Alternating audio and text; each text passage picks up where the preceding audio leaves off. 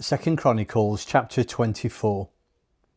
Joash was 7 years old when he became king.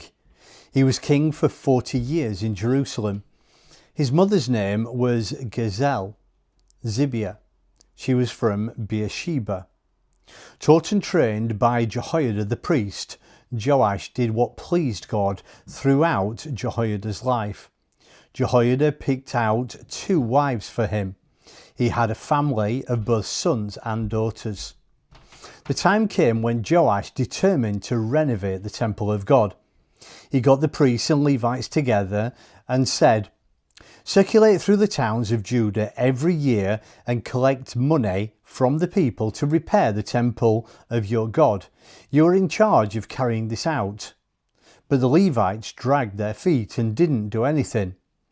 Then the king called in Jehoiada the chief priest and said, "Why haven't you made the Levites bring in from Judah and Jerusalem the tax Moses, servant of God, and the congregation set up for the upkeep of the place of worship?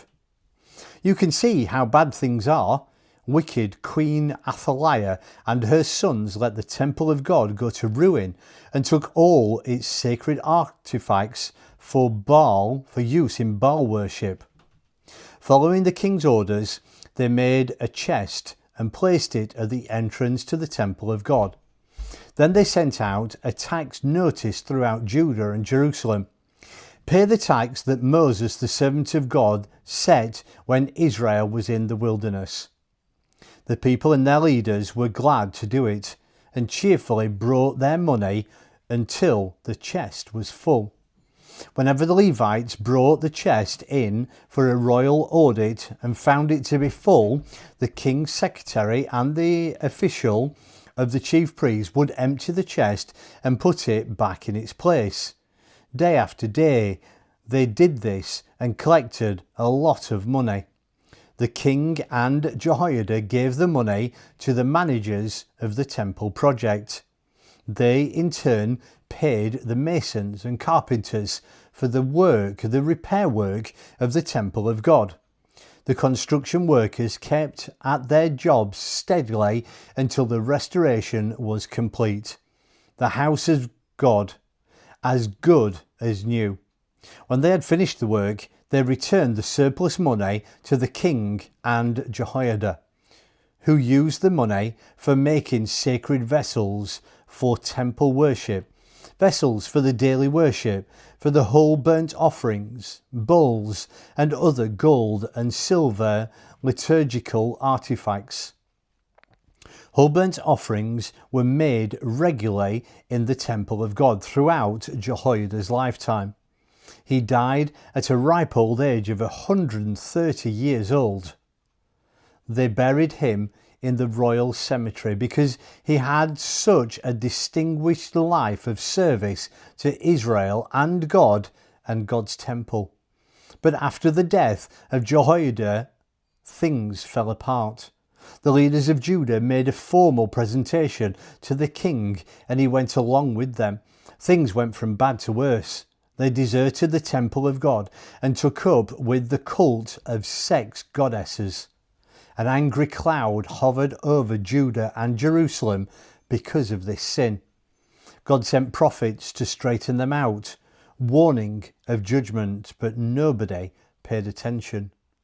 Then the Spirit of God moved Zechariah, son of Jehoiada, the priest, to speak up. God's word. Why have you deliberately walked away from God's commandments? You can't live like this. If you walk out on God, he'll walk out on you. But they worked out a plot against Zechariah, and with the complicity of the king, he actually gave the order. They murdered him, pelting him with rocks right in the court of the temple of God. That's the thanks King Joash showed the loyal Jehoiada, the priest, who had made him king. He murdered Jehoiada's son. Zechariah's last words were, "Look, God, make them pay for this." A year or so later, Arameans Aramean troops attacked Joash. They invaded Judah and Jerusalem, massacred the leaders, and shipped all their plunder back to the king in Damascus.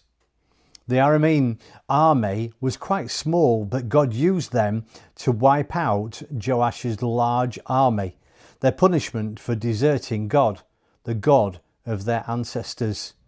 Arameans implemented God's judgment against Joash. They left Joash badly wounded, and his own servants finished him off. It was a palace conspiracy, avenging the murder of the son of Jehoiada the priest. They killed him in his bed.